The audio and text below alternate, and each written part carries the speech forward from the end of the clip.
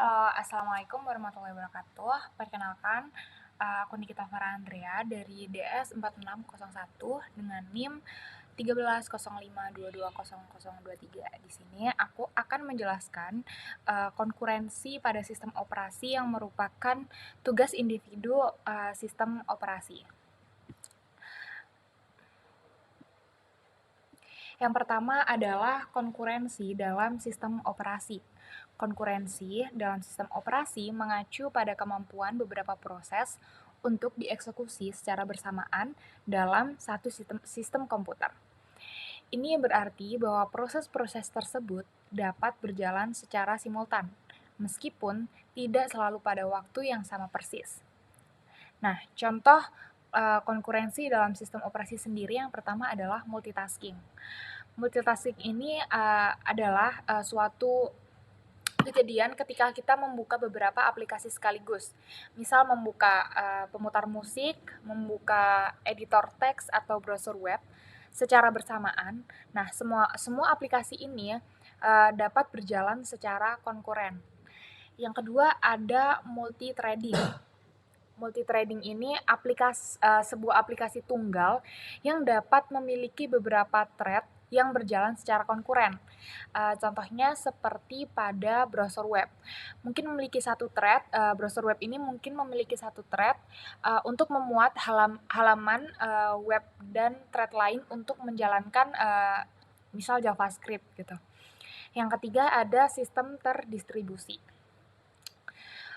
Dalam sistem terdistribusi, beberapa komputer bekerja sama untuk menyelesaikan tugas. Komputer-komputer tersebut dapat menjalankan proses-proses secara konkuren untuk menyelesaikan tugas lebih cepat. Konkurensi sendiri memiliki beberapa manfaat. Yang pertama adalah meningkatkan efisiensi. Jadi konkurensi ini memungkinkan beberapa tugas untuk diselesaikan secara bersamaan, sehingga meningkatkan efisiensi pengguna sumber daya sistem. Manfaat yang kedua adalah meningkatkan responsivitas. Konkurensi memungkinkan sistem untuk merespon permintaan pengguna lebih cepat, karena beberapa tugas dapat diproses secara bersamaan. Manfaat yang ketiga adalah meningkatkan skalabilitas. Jadi konkurensi memungkinkan sistem untuk menangani lebih banyak beban kerja dengan menambahkan lebih banyak sumber daya, seperti CPU atau memori. Namun, konkurensi dalam sistem operasi ini juga memiliki beberapa tantangan tersendiri, seperti sinkronisasi, keamanan, dan juga kompleksitasnya. Nah, contoh konkurensi dalam kehidupan sehari-hari ini seperti antrian di supermarket. Jadi orang-orang di antrian dilayani secara konkuren oleh beberapa kasir atau dengan jaringan lalu lintas. Jadi mobil di jalan raya itu bergerak secara konkuren juga. Konkurensi ini adalah konsep penting dalam sistem operasi yang memiliki banyak manfaat. Namun, konkurensi juga menghadirkan beberapa tantangan yang perlu diadres. Selanjutnya adalah race condition dalam sistem operasi. Race condition ini adalah suatu kondisi dalam sistem operasi di mana hasil akhir dari suatu program tergantung pada urutan eksekusi dari beberapa proses yang mengakses data bersama. Hal ini dapat menyebabkan hasil yang tidak terduga dan tidak konsisten. Jadi, dari contoh race condition ini adalah penambahan saldo pada rekening bank. Misalkan dua orang, A dan B ingin menambahkan uang ke rekening bank yang sama. Jadi prosesnya, saldo awalnya ada 100.000. Lalu si A ingin menambahkan sejumlah 50.000 dan si B ingin menambahkan sejumlah 75.000. A menambahkan 50.000, jadi saldonya menjadi 150.000. Dan B menambahkan 75.000,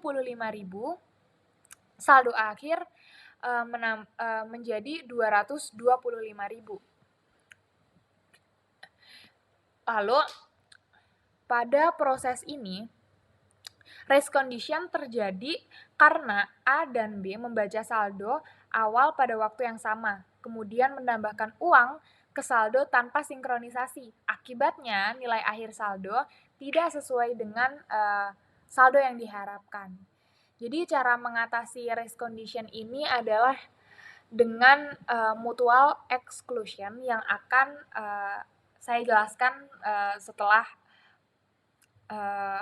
presentasi ini. Selanjutnya adalah sistem semafor pada sistem operasi. Jadi sistem semafor sendiri ini adalah mekanisme sinkronisasi yang digunakan dalam sistem operasi untuk mengontrol akses ke sumber daya bersama. Semafor adalah variabel integer yang nilainya dapat dinaikkan. Atau diturunkan. Cara kerja dari sistem semafor sendiri adalah yang pertama ada operasi P atau wait. Ini jadi ketika proses ingin mengakses sumber daya, proses tersebut harus melakukan operasi P pada semafor. Operasi P akan menurunkan nilai semafor. Jika nilai semafor sudah 0, proses akan diblokir sampai nilai semafor dinaikkan. Dan cara kerja yang kedua adalah dengan proses V atau signal. Ketika proses selesai menggunakan sumber daya, proses tersebut harus melakukan operasi V pada semafor. Operasi V akan menaikkan nilai semafor. Jika ada proses yang diblokir pada semafor, proses tersebut akan dibebaskan dan diizinkan untuk mengakses sumber daya. Contoh sistem semafor pada sistem operasi adalah masalah makan para filsaf. Misalkan ada 5 filsaf yang duduk di meja bundar dengan 5 piring makan, setiap filsaf hanya dapat menggunakan 1 garpu untuk makan. Ada beberapa manfaat pada sistem semafor juga. Yang pertama, dia dapat mencegah race condition. Jadi semafor memastikan bahwa hanya satu proses yang dapat mengakses sumber daya pada satu waktu, sehingga mencegah race condition. Yang kedua, ada meningkatkan efisiensi. Jadi semafor memungkinkan proses untuk menunggu sumber daya tanpa membuang waktu CPU. Dan yang ketiga, meningkatkan skalabilitas. Jadi semafor dapat digunakan untuk mengontrol akses ke sumber daya dalam sistem terdistribusi dalam sistem terdistribusi. Namun semafor juga memiliki kekurangan. Yang pertama adalah kompleksitas. Jadi implementasi semafor ini dapat lebih kompleks daripada mekanisme sinkronisasi lainnya. Yang kedua ada deadlock.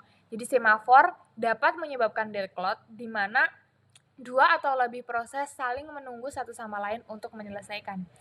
Jadi sistem semafor ini adalah mekanisme sinkronisasi yang penting dalam sistem operasi.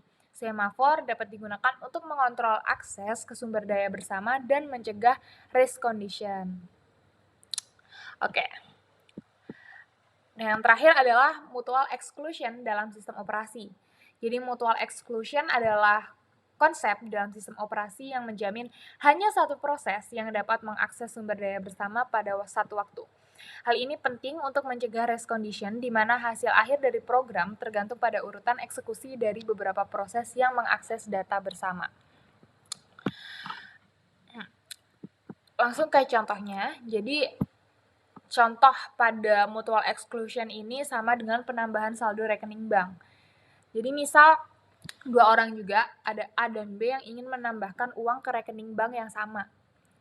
Jadi prosesnya dengan menggunakan mutual exclusion ini adalah A mendapat akses ke sumber daya atau ke saldonya, lalu A membaca saldo awal yaitu 100.000, A melepaskan akses ke sumber daya. Lalu B mendapatkan akses ke sumber daya, B membaca saldo 150.000 nilai yang sudah diperbarui oleh A, B menambahkan 75.000, jadi saldo menjadi 225.000, dan B melepaskan saldo ke sumber daya. Jadi ada beberapa teknik pada mutual exclusion. Yang pertama adalah lock. Lock ini mekanisme untuk memastikan hanya satu proses yang dapat mengakses sumber daya pada satu waktu. Dan yang kedua ada semafor, yang merupakan mekanisme untuk mengontrol akses ke sumber daya bersama. Dan ketiga ada mutex. Mutex ini merupakan mekanisme mutual exclusion yang lebih kompleks, tetapi lebih efisien daripada lock. Jadi kesimpulannya adalah mutual exclusion ini adalah konsep penting dalam sistem operasi untuk mencegah race condition dan memastikan akses yang aman dan konsisten ke sumber daya bersama. Mutual exclusion dapat menyebabkan deadlock juga, di mana 2 atau lebih proses saling menunggu satu sama lain untuk menyelesaikan. Oleh karena itu, penting untuk memilih teknik mutual exclusion yang tepat dan menghindari deadlock. Oke, mungkin itu saja dari saya. Mohon maaf apabila ada kesalahan dalam berbicara dan kurang, eee, dan dan kesalahan dalam berbicara. Oke, sekian dari saya. Wassalamualaikum warahmatullahi wabarakatuh.